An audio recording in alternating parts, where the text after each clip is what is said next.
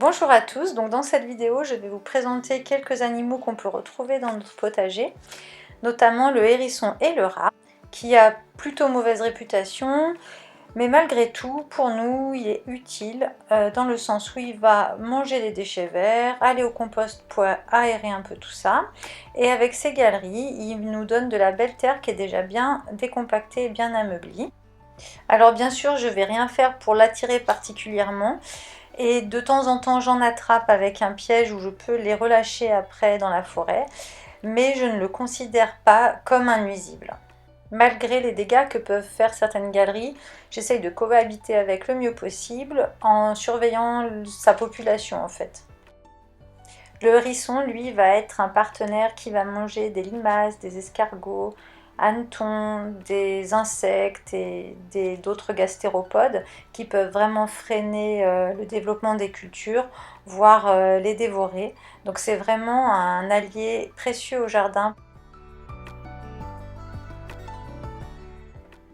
L'orvet, qui est souvent à tort considéré comme un serpent, est en fait un lézard sans pattes, totalement inoffensif, qui va manger des limaces, des cloportes, des araignées, toutes sortes d'insectes, et c'est un véritable allié pour le jardinier.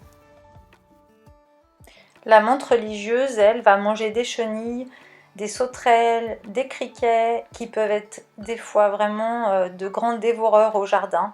Donc encore une fois, un allié.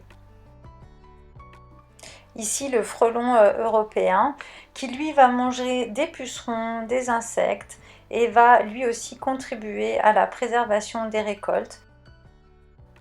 Et pour finir cette vidéo, quelques oiseaux qui vont eux aussi manger des insectes, des larves et qui vont eux aussi participer à la biodiversité et à l'équilibre du potager. Alors aujourd'hui on a à peu près une dizaine d'espèces d'oiseaux différentes au jardin.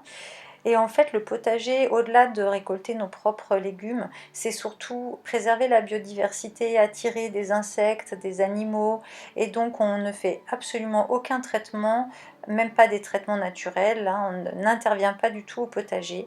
Et ça permet chaque année de découvrir d'autres espèces qui s'installent.